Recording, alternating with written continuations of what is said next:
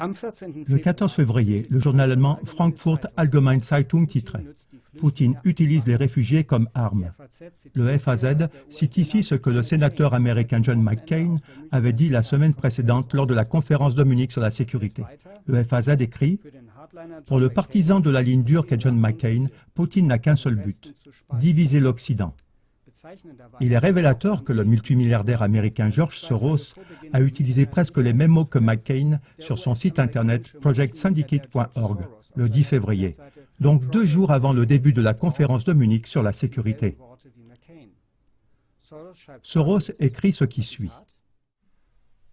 Le but actuel de Poutine, c'est d'accélérer la dissolution de l'UE. Et le meilleur moyen pour y parvenir, c'est de l'inonder avec des réfugiés. Selon Soros, c'est la Russie qui provoque les énormes flux de réfugiés, parce qu'elle effectue sans cesse, selon lui, des attaques aériennes contre la population civile en Syrie. Évaluons maintenant les accusations de McCain et Soros contre Poutine. Premièrement, les flux massifs de réfugiés ont déjà commencé en 2014, donc bien avant que la Russie n'intervienne dans le conflit syrien avec des bombardements. L'Agence des Nations Unies pour les réfugiés indique fin 2014 un nombre de 3,88 millions de Syriens en fuite. Deuxièmement, l'escalade militaire au Proche-Orient, qui s'intensifie continuellement, peut être en grande partie attribuée aux activités du gouvernement des États-Unis et de ses instigateurs. La mise en place, l'entraînement et le financement du groupe terroriste islamique EI par les services secrets américains, la CIA, fait partie de cette escalade. Le gouvernement américain a lui-même avoué que la cible véritable de la coalition anti-EI n'est pas le groupe terroriste EI, mais la Syrie elle-même. Le gouvernement des États-Unis a donc plus nui à la Syrie avec ses bombardements pendant des années qu'il n'a efficacement combattu le groupe terroriste EI. C'est exactement cela qui a principalement provoqué les vagues de réfugiés syriens. Troisièmement, il est avéré que le spéculateur financier américain George Soros soutient les flux de réfugiés vers l'Europe depuis 2005 déjà. Il met cela en œuvre au travers de son réseau qui englobe ses médias et 12 fondations extrêmement riches appelées « Fondations pour la démocratisation ». Soros a posé l'exigence que dans un futur proche, l'UE accepte 1 million de demandeurs d'asile par an. Pro-Asile est vu comme la branche allemande des fondations Hope and Society à travers lesquelles Soros soutient la migration vers l'Allemagne.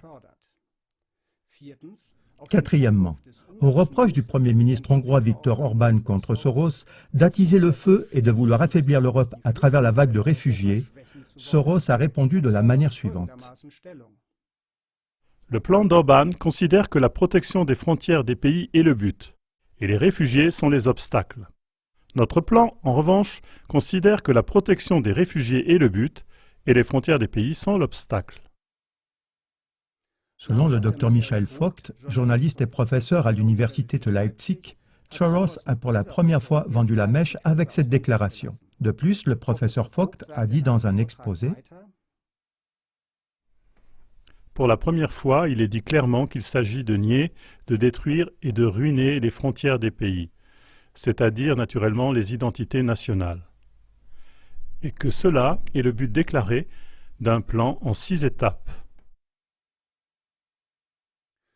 En résumé, nous pouvons dire qu'aussi bien le sénateur américain McCain, en tant que représentant du gouvernement américain, que le globaliste Soros veulent faire porter le chapeau au président russe pour ce qu'ils ont précisément eux-mêmes planifié de manière ciblée et mise en pratique sans aucun scrupule, à savoir la dissolution des identités nationales et des frontières, ainsi que l'affaiblissement et la déstabilisation totale de l'Europe au moyen des immenses flux de réfugiés.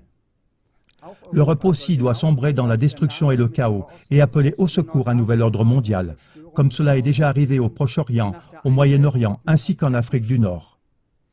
Mais ce nouvel ordre mondial va conduire les peuples dans la dépendance totale, la misère et l'esclavage.